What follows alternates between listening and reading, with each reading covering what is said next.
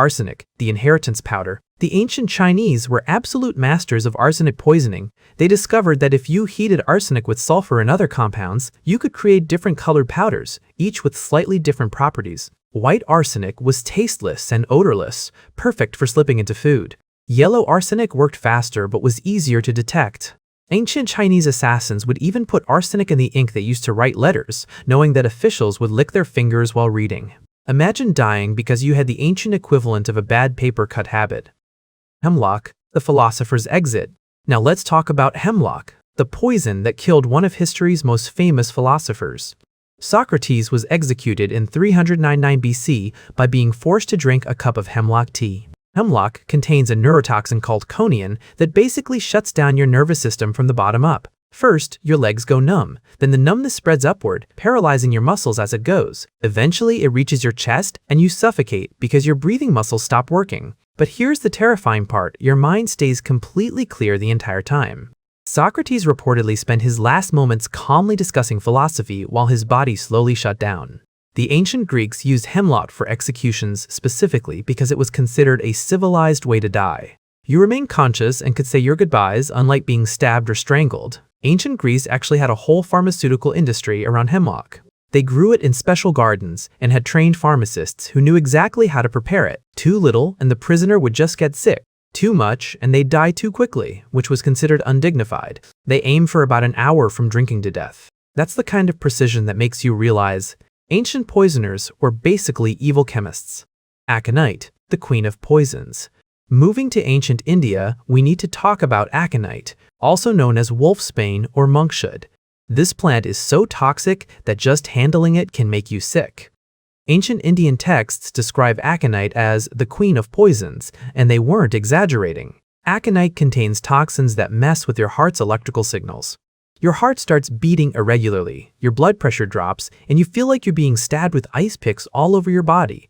Ancient Indian assassins would coat arrow tips with aconite paste. Even a small scratch would be fatal.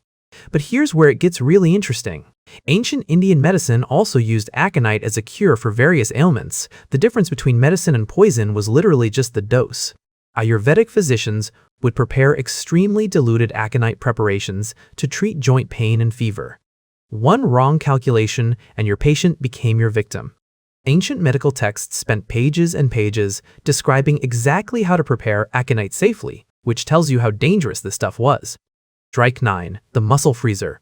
The ancient Persians and Indians had their own brutal favorite, strychnine from the Nux vomica tree. Strychnine is absolutely horrifying. It causes every muscle in your body to contract violently and simultaneously. You basically get locked into rigid spasms, unable to move or breathe. Your back arches, your jaw locks, and you die looking like you're frozen mid-scream. The ancient Persians used strychnine on hunting arrows, but it also found its way into political assassinations. The advantage? It works fast, within 15 to 30 minutes. The disadvantage? It's incredibly obvious that someone was poisoned because natural deaths don't make you contort like that. Ancient hunters discovered that strychnine didn't poison the meat of animals they killed with it. The poison stayed localized around the wound. This made it perfect for hunting, and eventually some clever assassin realized it would work just as well on humans. The seeds of the Nux vomica tree were ground into powder and mixed with resin to make a paste that stuck to weapons. Deadly Nightshade, the beautiful killer. Belladonna, or deadly nightshade, has one of the most deceptive names in the poison world. Belladonna means beautiful lady in Italian, and it got that name because Roman and Renaissance women would put drops of belladonna extract in their eyes to dilate their pupils, which was considered attractive. What they were actually doing was poisoning themselves. But hey, beauty is pain, right? The berries of deadly nightshade contain atropine and scopolamine, which are tropane alkaloids that basically make your nervous system go haywire. In small doses, you get hallucinations, confusion, and dilated pupils. In larger doses, your heart rate skyrockets, you can't regulate your body temperature, you have seizures, and eventually you die.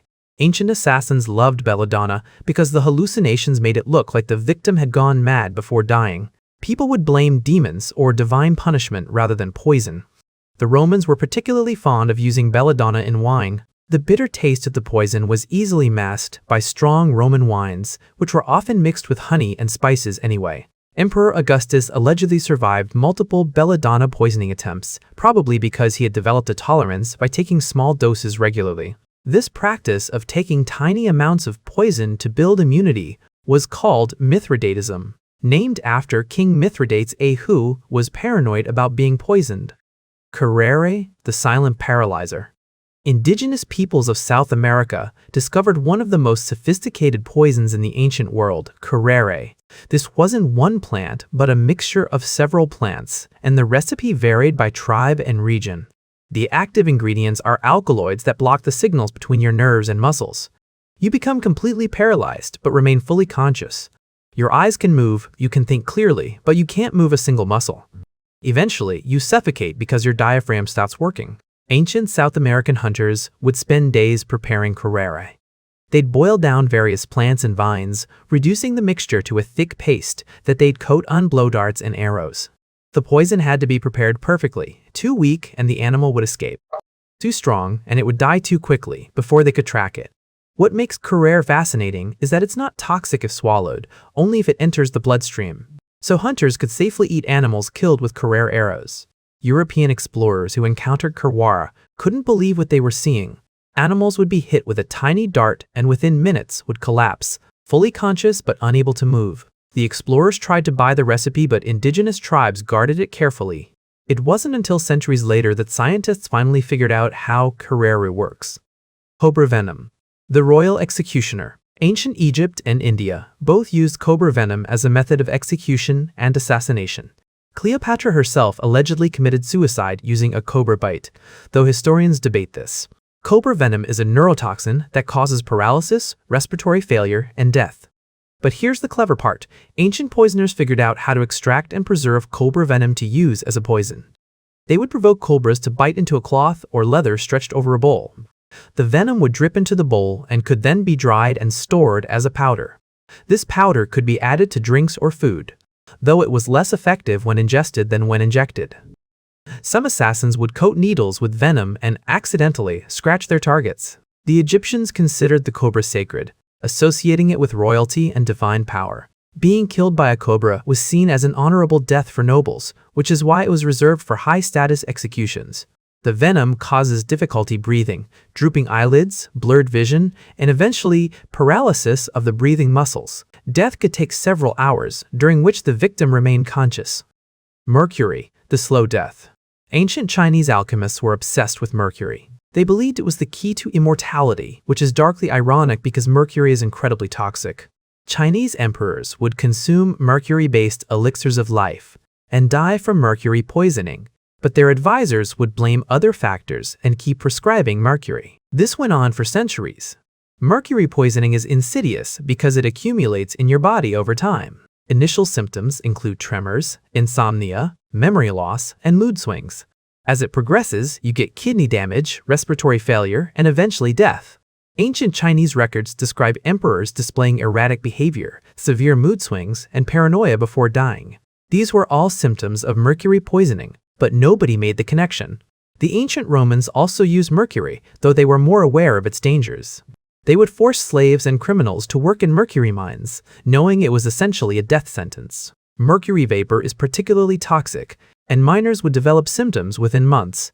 The Romans noticed that mercury mine workers developed tremors and went mad, but they didn't extend this knowledge to understand that ingesting mercury was equally dangerous. Oleander, the beautiful deceiver. Every part of the oleander plant is toxic, containing cardiac glycosides that affect the heart in similar ways to digitalis. Ancient Mediterranean cultures use oleander as both a murder weapon and a method of execution. The symptoms of oleander poisoning include nausea, vomiting, irregular heartbeat, and eventually cardiac arrest. What made oleander particularly useful for poisoners was that it grew everywhere in the Mediterranean and looked completely harmless. Ancient Greek and Roman soldiers knew never to use oleander branches as skewers for cooking meat, but this knowledge was sometimes used maliciously. There are accounts of armies poisoning enemy water supplies by throwing oleander into wells. The enemy would drink the water, fall ill, and be easy to defeat. Some assassins would grind oleander leaves into powder and mix it with food. The bitter taste was strong, so it had to be disguised in heavily spiced dishes. The ancient world also had stories of oleander being used in honey poisoning. Bees that fed on oleander flowers would produce toxic honey. This mad honey would cause dizziness, nausea, and hallucinations in small doses, and death in larger doses. Some ancient armies deliberately left honeycomb from oleander feeding bees in the path of invading forces, creating a natural booby trap.